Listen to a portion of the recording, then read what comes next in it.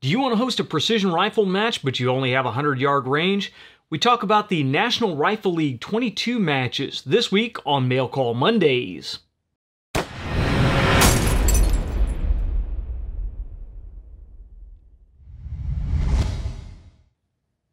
Mail Call Mondays is sponsored by Modular Driven Technologies. If you need a chassis system for your precision rifle, check out mdttac.com.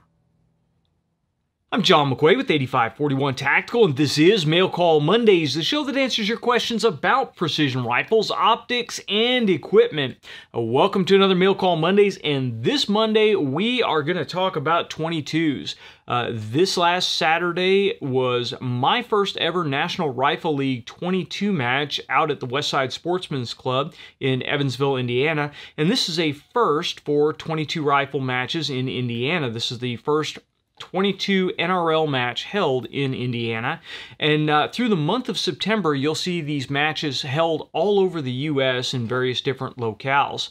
Now I've been really excited about the National Rifle League's 22 matches because they really open up precision rifle shooting to a whole lot broader audience. A lot of people don't have access to a 500 or more yard range, and shooting precision rifle at 100, 200 yards is really difficult when you're shooting centerfire rifles to actually make it hard enough to spread out the field without really killing some people.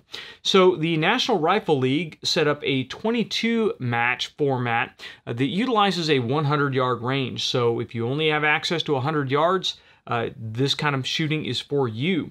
They also broke down classes into base and open class as the two main equipment classes, so you further limit that down to people being able to get into the sport with a very low cost to entry versus what you would see for a regular centerfire precision rifle match.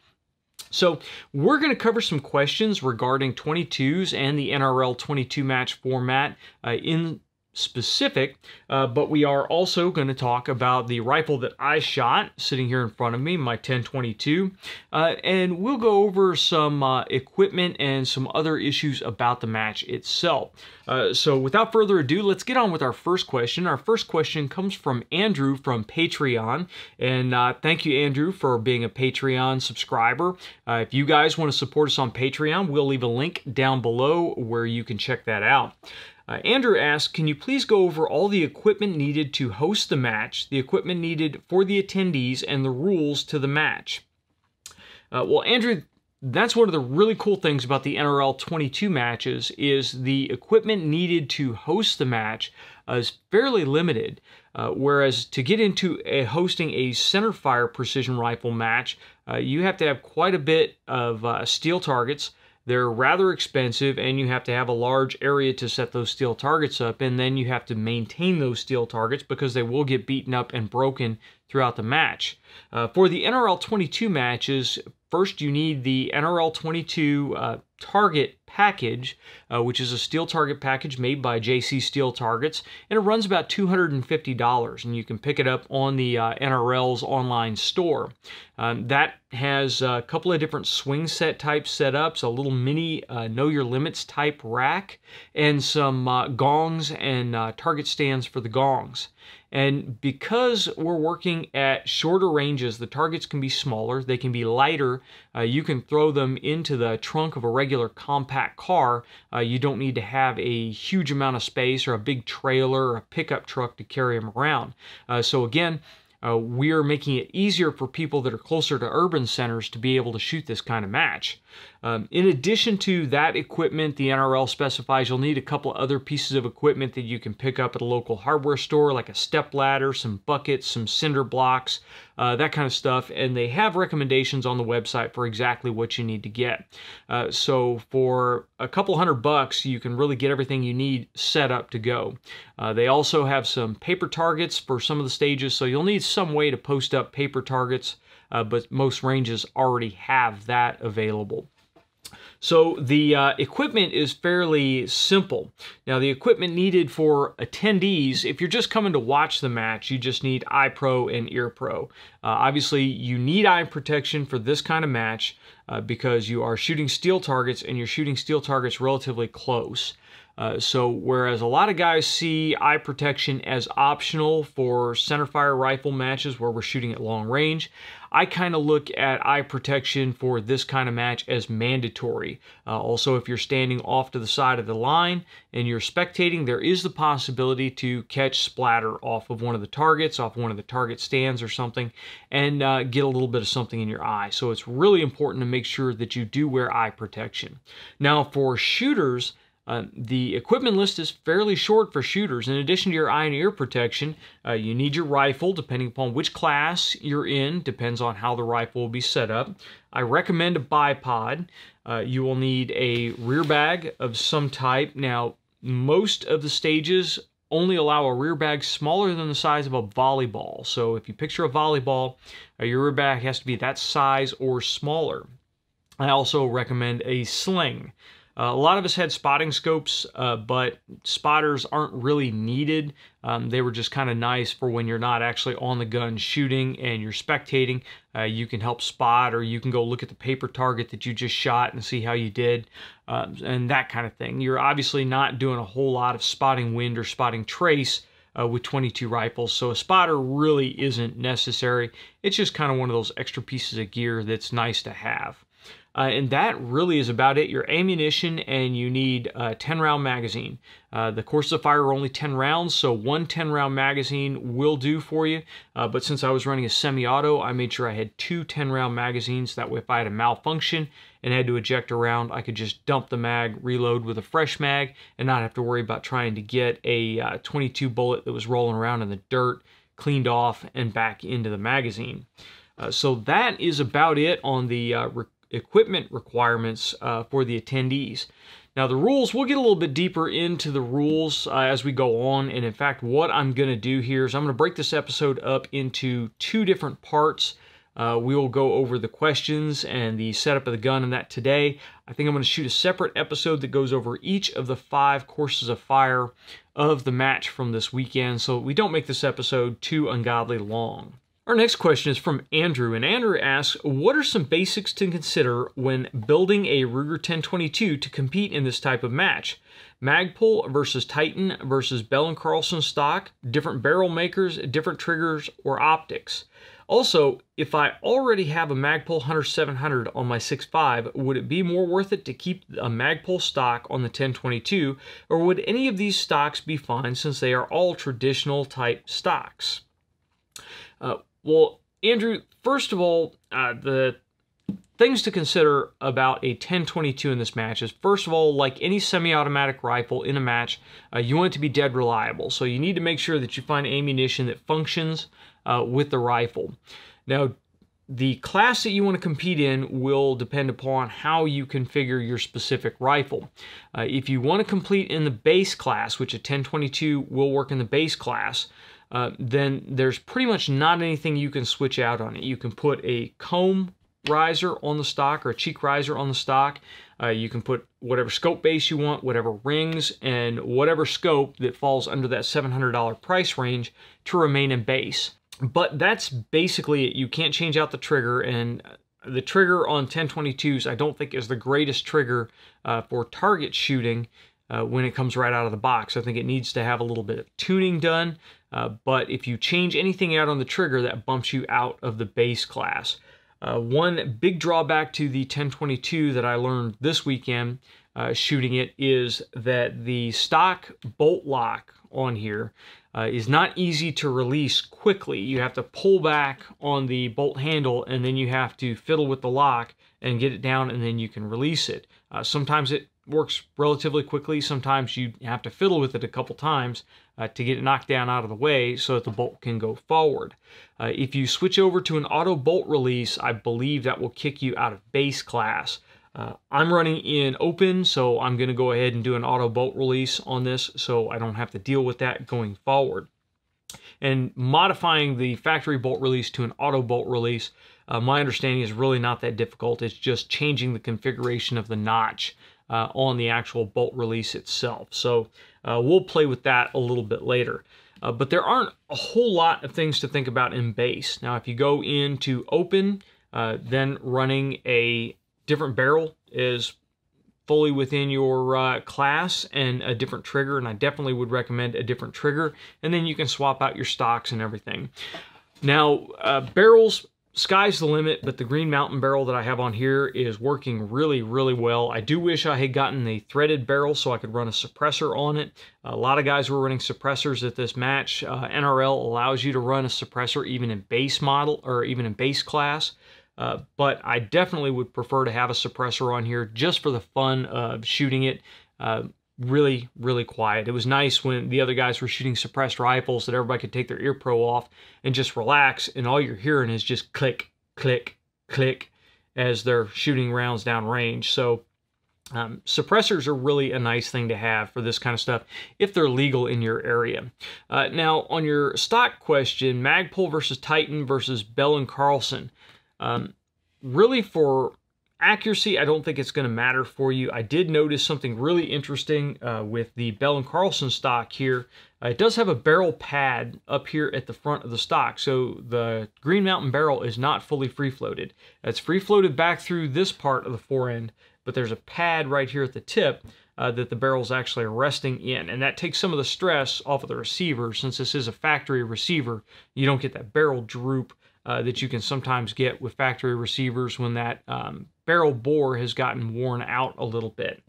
But what I did notice is when I drove this thing like I drive a Centerfire rifle, which means I have the bipod loaded hard into something, and then the buttstock is hard on my shoulder, and I'm relaxing my body weight into the rifle, I think I was getting a little bit of flex in the forend that was allowing the barrel to droop just a tiny bit, and that was enough to throw me off about half a mil at 100 yards. So half a mil at 100 yards, it can make you miss an entire MOA size target at 100 yards. So a 1-inch target, you can drop bullets right under it.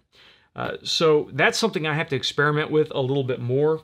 But when I figured it out, I was able to stop that, and then I had no problems with it after all. The Titan stock, the 1022 Titan from Victor Company, it is actually fully free-floated up here, so there shouldn't be any part of the stock actually touching the barrel, so that may alleviate that, and I'm going to play with that stock a little bit more and see versus the Bell & Carlson how that works. Really, the reason that I'm running the Bell & Carlson instead of the Titan is the Bell & Carlson is just a chunkier stock overall. It's got a little bit more weight to it, and it makes it feel like a more substantial rifle. However, I do like the shape of the Titan 1022. I like the shape of the pistol grip. It's really more vertical. And I am running the Victor Company comb riser on this stock as well as on the Titan. It works on both stocks as well. So that's a really nice feature to have. Now, since you're already running a Magpul Hunter 700 on your other rifle, then the Magpul 1022 stock may be a really good option for you, because that's going to transfer those ergonomics over, and mounting the stock, it's going to feel exactly the same. So if you really like that Magpul stock on your 700, I would recommend the Magpul stock for the 1022. You're still going to get a free-floated barrel. You're still going to get all those benefits, but you will, again, have the same ergonomics between the two, and I think that's probably more important. And then lastly, optics. The optics issue, I have really been hunting to try to find what optics are available in that base class. Now, obviously, when you go to open class, the sky's the limit. So if we're talking about open class, the biggest thing you have to make sure is that that optic will dial down to 25 yards for the parallax. If you can't focus sharply at 25 yards, it's not a good scope for what we're doing here. I was running the SWFA SS 3 to 15 by 42 in front of me. This is a first focal plane scope. It does have a mil reticle. It has their mil quad reticle in it. It is a 3 to 15 power. So 15 power, I thought, when we went out and we were shooting the paper stages, I thought 15 power was just a little bit on the low side, but it was still workable. I really would have preferred to be able to go up to 20 power for the paper stages. But again, when you start to get into that higher power, you see a lot of those scopes don't focus close enough on the parallax side of things. So keep that in mind. I am running a mill setup here because it means I only have to think about one drop table. I don't have to think about MOA and mills. And there were quite a few times when I just held for my elevation because I was worried more about working the parallax knob than I was about dialing my elevation in. You don't need a ton of elevation if you are going to stay at that 100-yard line, but if you're going to stretch out and you want to be able to shoot the same 22 at 300 or 400 yards, which it's really fun to go out and shoot a standard velocity 22 at 300 and 400 yards. If you're going to start doing that, you need to make sure you have a decent amount of elevation on your scope because that 22 is dropping like a rock at that distance. So think about those kind of things. Now, if you're trying to stay in base class, your scope needs to be $700 or less. So the SWFA SS 3 to 15 is like $699.95. So it really maxes out the price range for base. But again, I've got it sitting on an open rifle, so it's not a big deal. If I really wanted to, I could put a Night Force ATACR on this thing. And who knows, I may throw the ATACR on it for the next match just for grins. To be able to go out and roll out with a 1022 with that level of scope on it just for the fun of it.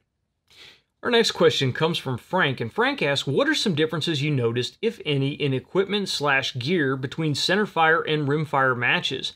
Any difference in suggested training? Does match 22 ammo have any measurable advantage over any other ammo, or is it better to try several types/brands to find what performs best in your rifle? Were there more factory actions or custom actions at your match? Well, Frank, the differences in gear between Centerfire matches and the Rimfire match that I went to are pretty significant. For almost all the stages, you could only run bipod and a rear bag or a sling. So you can't go out there with 6 different bags to build a position with. You can't go out with a bag on your gun, a bag on your arm, a bag on your knee, a bag behind your head, and a pillow underneath your butt and shoot. You can do that during a lot of the Centerfire matches. So there was a significant reduction in gear, and I think that's a good thing because, again, it will be less for new shooters to have to buy to get into this sport. So, again, bipod, I had 2 different rear bags that I brought. I brought the short action precision rear bag, and then I brought a straight laced bag that I used for the forend. I could have used the short action precision bag for the forend on one of the stages and just stuck with one bag. So really, you did not need that much gear. You don't need range finders. You don't need all this other stuff. Of course, I always bring tools to be able to maintain or fix my rifle if I have problems with it. But that is about it. So the gear is definitely at a minimum. Now, the suggested training, one of the reasons that I really like these 22 matches is the training for the matches are pretty much the same. You're going to be shooting positional, you're going to be shooting off of barricades, you're going to be shooting under time, you're going to have to build your position behind the rifle rapidly and get your shots off. So that's where I see this as a really great opportunity to get some more training in that will work for long-range Centerfire matches. So really the training between the two is very, very similar. The only difference is you'll be working the parallax turret a whole lot more on the Rimfire than you will on Centerfire. Centerfire, very often you can get away with setting your parallax at a midpoint down the array of targets and then just rolling with it. Here, if you're switching between a 25-yard and a 75-yard target, or a 25-yard and a 100-yard target, you have got to adjust that parallax. Otherwise, you're going to have all kinds of problems seeing the smallest targets. Now, 22 ammo, that is really a sketchy topic because I shoot 22 Wolf match target. I found that it is a very good option. It works really well in most of my precision 22 rifles. It runs reliably in the 1022 and it is very accurate. However, what you need to do if you have one rifle and you're trying to figure out what the best ammo is for it, you need to buy several different types of ammo and shoot that ammo through the rifle and see what ammo it groups best with. You may find that the cheap bulk ammo groups very, very well in your rifle and you don't have any reason to buy match ammo. But on the flip side, you may find that all that bulk ammo, it just really doesn't like it, or it causes malfunctions or any other nonsense, and the match ammo is the only thing that will shoot well in it. This rifle shoots much better with match ammo than it does with bulk ammo. When I say much better, I mean more consistently. You may get a nice group or two with bulk ammo, but then, it may open up from there. You may get a flyer here, a flyer there. Whereas the match ammo, the consistency from cartridge to cartridge is much, much better. So that's why I stick with the match ammo, but that doesn't mean your rifle will function the same way. So definitely go out and test it. There were guys that were shooting the match this weekend that were just shooting bulk ammo that worked just fine in their rifles. There were guys that were shooting target ammo as well. So it's all over the board. You just have to find out what your rifle likes. And as far as factory actions or custom actions, most of the actions that I saw on the line there were factory actions. The exception may have been one or two of the 1022s may have been running an aftermarket action, but I didn't get close enough to inspect each gun to see if any were aftermarket or if they were just stock 1022 actions that had been modified like mine here. But we saw quite a few Savages, quite a few other guns out there. Bolt actions were still the primary action of choice, although I think there were 3 or 4 of us that were running semi-automatic rifles. So still at the club level, I think you're mostly going to see store-bought 22s. I don't think you're going to see full custom 22s other than the 1022s, because it's just so easy to build up a full custom 1022 right now. But as we go on in this sport and we start getting more full custom 22 actions, I think you'll see more of those going forward. I'm really liking the Voodoo 22 action. It's a 700 footprint 22. I really want to get my hands on that guy, drop it into a full-size 700 chassis and see how well that works. But I haven't seen any of those showing up at matches yet. But again, this is the first month for them. We'll probably see more as we go on. Our next question comes from Jeff, and Jeff asked, does using a semi-auto give you an advantage over a bolt action? What distance were the targets, holdover or dial for elevation? Well, Jeff, first of all, I don't know that you got a great advantage overall between the semi-automatics and the bolt actions. The time limits for each one of the stages was 120 seconds. 2 minutes is a lot of time to get off 10 shots, no matter what the shooting problem that you have. So the semi-auto didn't give me a great advantage in that aspect. Now, some of the position shooting, being able to just hold the rifle there and fire shot after shot after shot without actually having to change anything, that was a little bit of an advantage. And again, when we're talking about a bolt action 22, the throw is so short and the cocking action is so light when you have to lift that bolt that you can run a 22 bolt really, really fast. So again, not a huge difference between the two. The reliability will generally go to the bolt action rifles. However, I did see a couple of malfunctions with the 22s. So it's overall, I think it's a wash. I like the semi-automatic. I think when we start to get into faster stages and lower time limits, I think the semi-automatic is going to shine. But that shouldn't have you looking for a semi-automatic to go shoot these. Bolt action will do it just fine. As far as distances to the targets, closest was 25 yards, and the smallest target at 25 was a 1/4 inch circle on a swinger. So that's pretty small. And then out to 100 yards, the smallest target at 100 yards was a 1 inch gong at 100 yards. So that pretty much gives you the bookend on difficulty, the most difficult close target and the most difficult long target. And then there was a mix in between, but you usually shot at 25, 50, 75, and 100 yard lines. So if you're setting up your rifle, make sure you have your dope for those specific yardages and you should be good to go. And lastly, yes, holdover or dial. And I did a mix depending upon what I needed to shoot. Most of the time I was holding over if it was switching yard lines quickly, If we were just shooting on 1 yard line, like when we were shooting the paper targets, then I would dial and leave it there. So it's important to have a reticle that will allow you to do both. I especially think it's important to have a reticle that you can use to hold over if you are going for a less expensive scope. Because using that reticle and holding with the reticle, once you've verified the reticle and learned the quirks of the reticle, then that is going to be more accurate than dialing a scope turret that may have a lot of lash in it. It may not be very accurate adjustments, or it may wear out over time. So utilizing a holdover reticle will probably work better in those circumstances.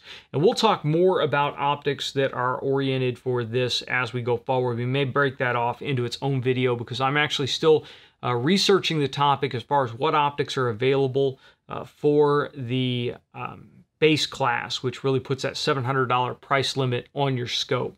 Our last question comes from Carlos, and Carlos asked, do you see NRL 22 attracting new shooters or as an additional channel for those already interested in participating in PRS style matches? Well, Carlos, actually, I kind of see it as both ways. For guys that are already participating in PRS matches, this utilizes a lot of the same fundamentals, a lot of the same skills, so those guys are naturally going to gravitate towards this kind of shooting.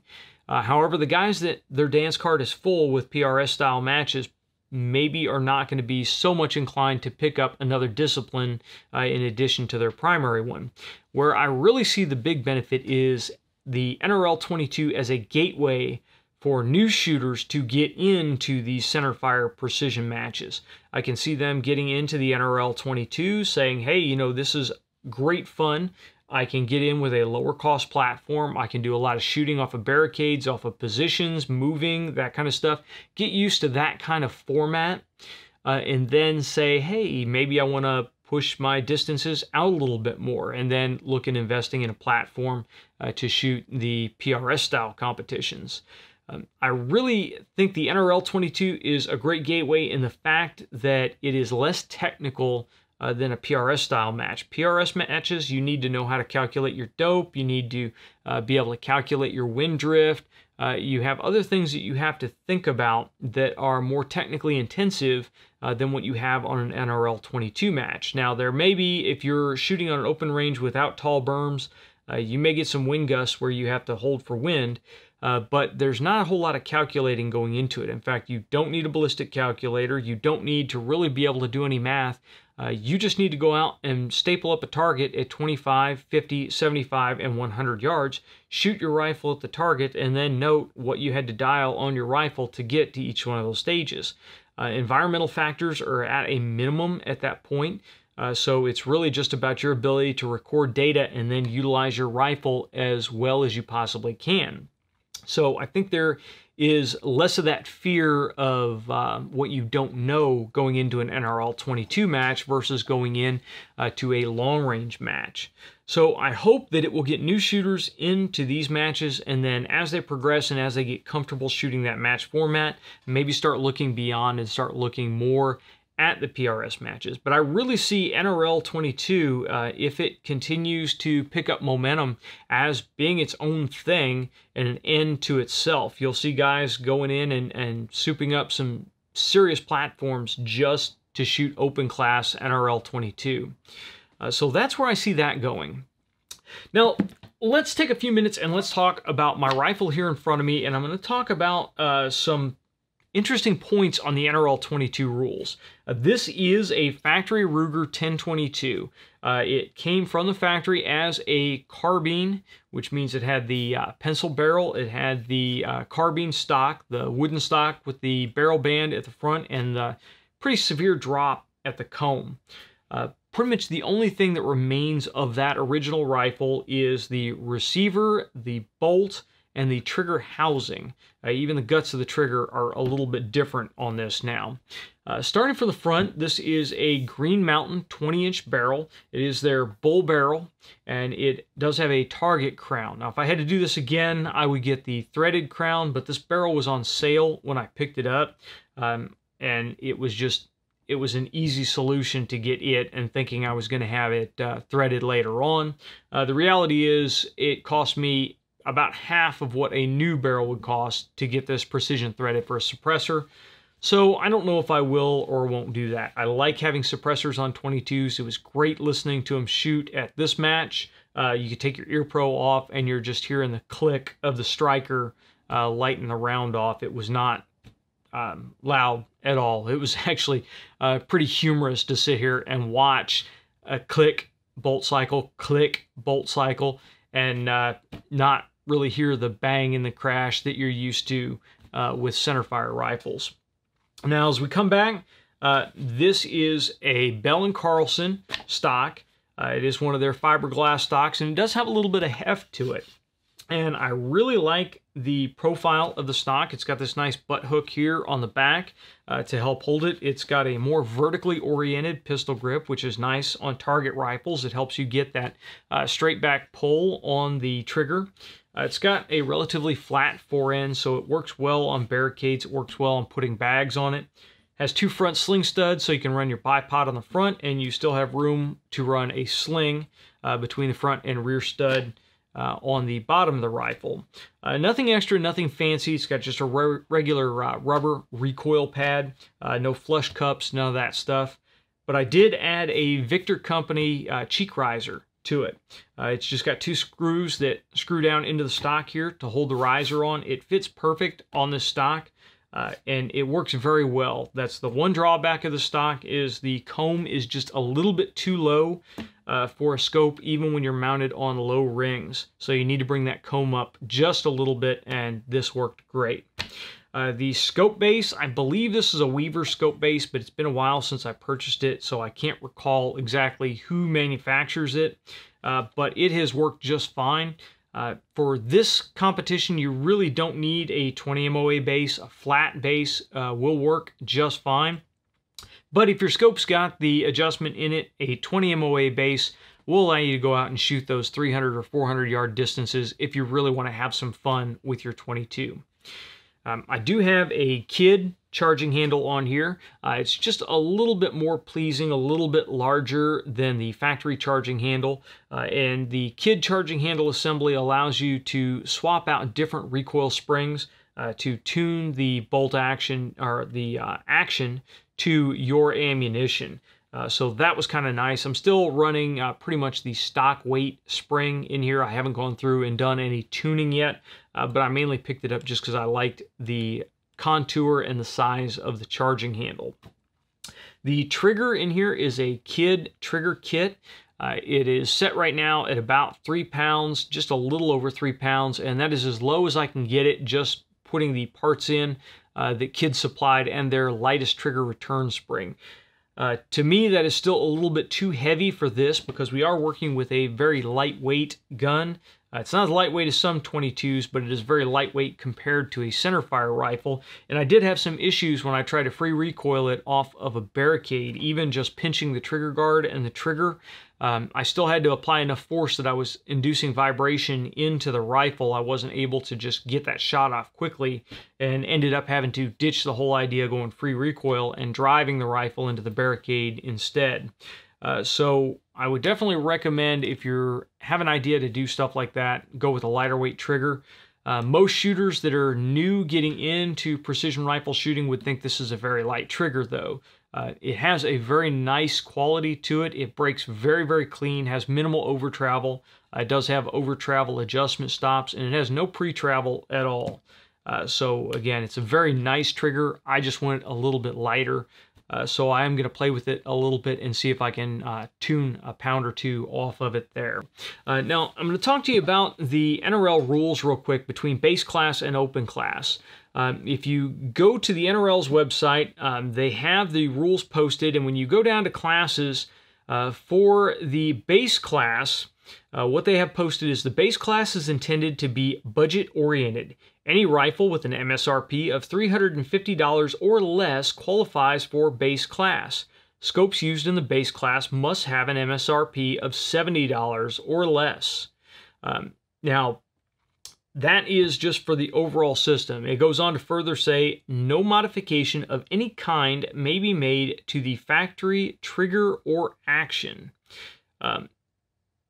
And they also include aftermarket barrels, triggers, including trigger spring kits or any other parts that modify the factory barreled action are not allowed. So basically, for a base rifle, as long as your base rifle comes in under that $350 limit, you can put a cheek riser on it. You can put whatever scope base on it you want, whatever rings you want on it, and whatever scope that comes in at $700 or less on it. And that is pretty much it. You can't modify the stock, you can't modify the barrel, you can't start to go into all this other stuff. So comb risers, length of pull, that kind of stuff that you need to fit the rifle to the shooter, but nothing beyond that. So going in and starting to polish your trigger and clipping coils on springs and things of that nature, that violates the spirit of the game. Now, realistically, at a club level match, they're not going to break your rifle apart and check to see if you've dremeled on your trigger or cut coils off your springs. But again, it's spirit of the game. If you want to do that stuff, just go ahead and bump up to open, and open is unlimited. Do whatever you want to do to your rifle. But if you're going to shoot in base, let's stick with the rules of the game. Now, one interesting loophole, though, on the base class, if we scroll down here to the bottom to their amendum, they say the base class limits the MSRP of the rifle at $350. Many of the different grades of rifles from the same model are just different grades of stocks, but the quality of the barrel is confirmed by all manufacturers to be exact same. Therefore, if a rifle's model line has a model below the MSRP of $350, all models are acceptable. So if one model is under $350, then you can choose any of the models to shoot in base class.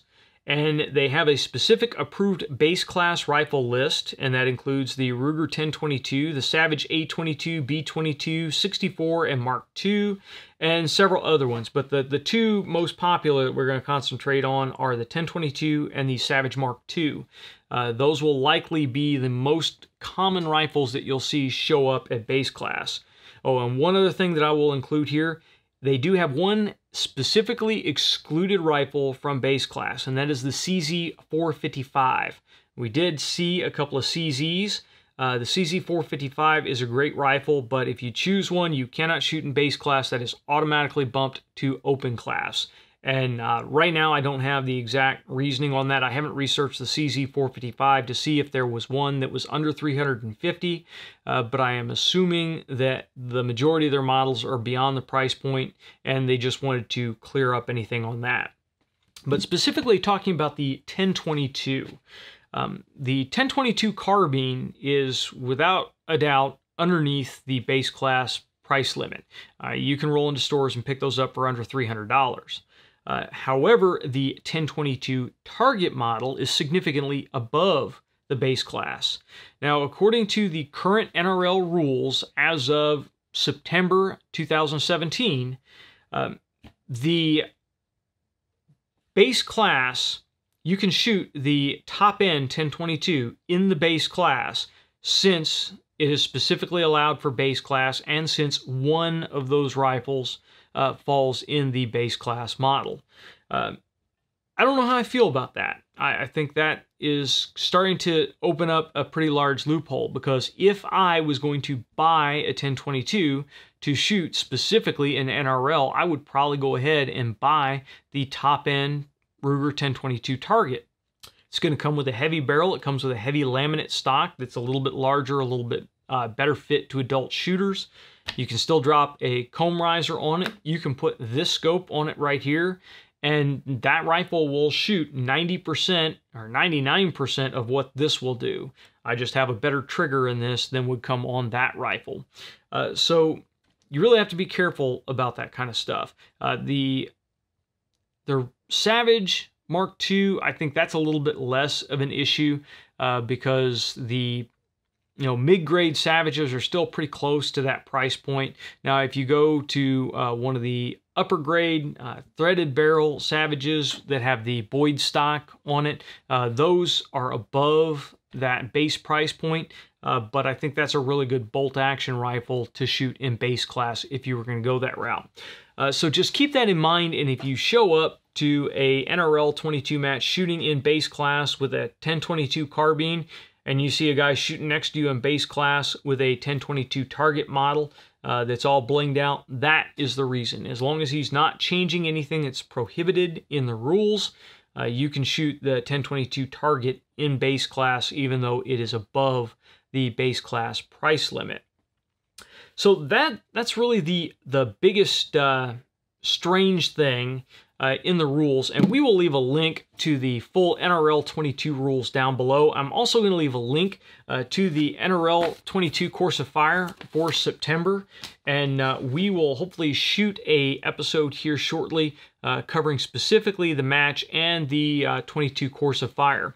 We had some technical difficulties when I shot this episode the first time, and we had to actually ditch all that footage, so I'm trying to work on a little bit of a time limit here and get this shot, edited, and out to you on Monday, and we will probably have the Course of Fire explanation and my after action report from the match on Tuesday. That is the plan right now.